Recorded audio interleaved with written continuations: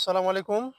ওয়ালাইকুম আসসালাম। আমি এমন এক জায়গায় দাঁড়িয়ে আছি এখন একদম হচ্ছে আমার পিছনে মেঘালয় প্রদেশের এক পাহাড়ের পাদদেশে এবং আমার এইখান থেকে ঠিক ১-২ বিঘা মানে দূরেই মানে বাংলাদেশের বর্ডারটা শেষ এবং ইন্ডিয়ান বর্ডারটা শুরু।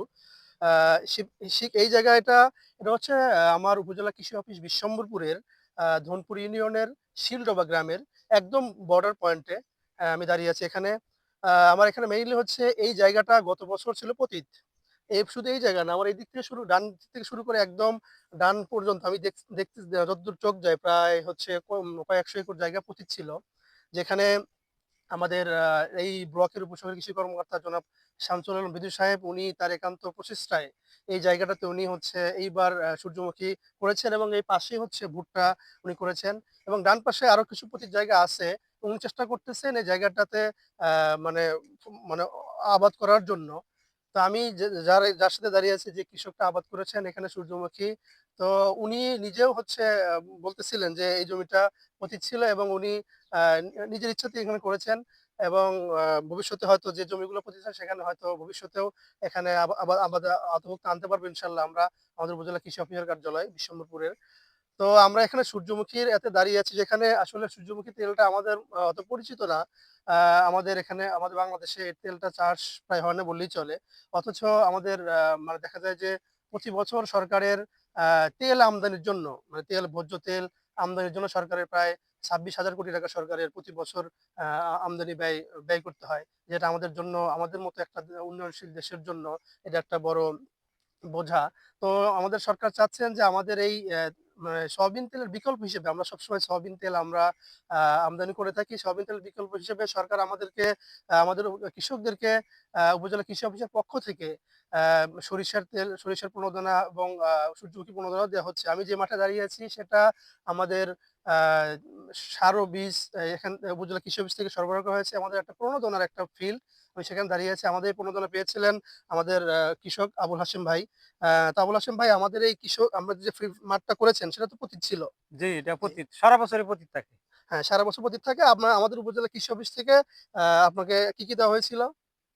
সার দেওয়া হইছে আর বীজ দেওয়া হইছে।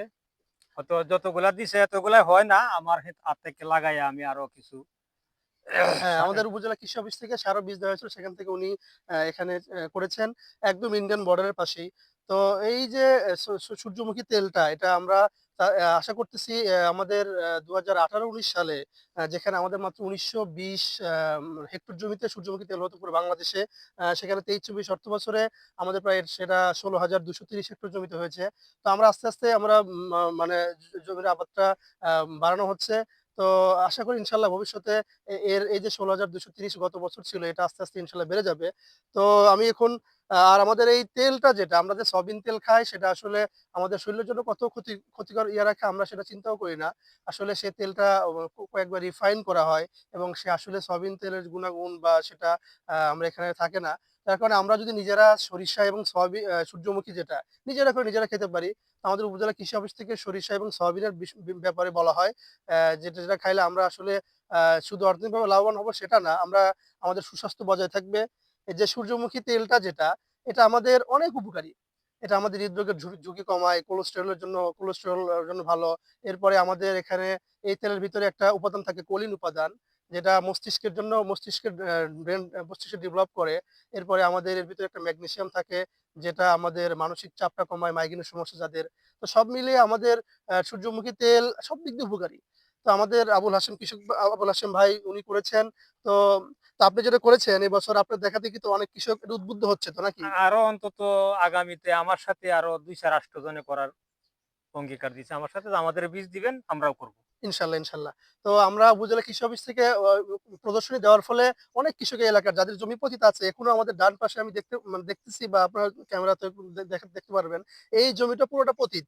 তো আমাদের উপজেলা কৃষি অফিস থেকে উনাকে প্রণোদনায় দেওয়া হয়েছিল এবং এরপরেও আমরা আগামী বছর ইনশাআল্লাহ এটা দেখে অনেক কৃষক উদ্বুদ্ধ হচ্ছে এবং এই পতিত জমিগুলো আমরা আবাদের মধ্যে আনতে পারবো বলে বিশ্বাস রাখি। আ এখন আমাদের আ আপনি কিছু বলবেন? না ঠিক আছে ইনশাআল্লাহ আমরা কৃষিকে আমরা এগিয়ে নিয়ে যাবো। আমাদের দেশের কৃষিকে সমৃদ্ধ করার জন্য আমরা আমাদের কৃষক ভাইদের সাথে সবসময় থাকবো। ঠিক আছে? আসসালামু আলাইকুম রহমতুল্লাহ।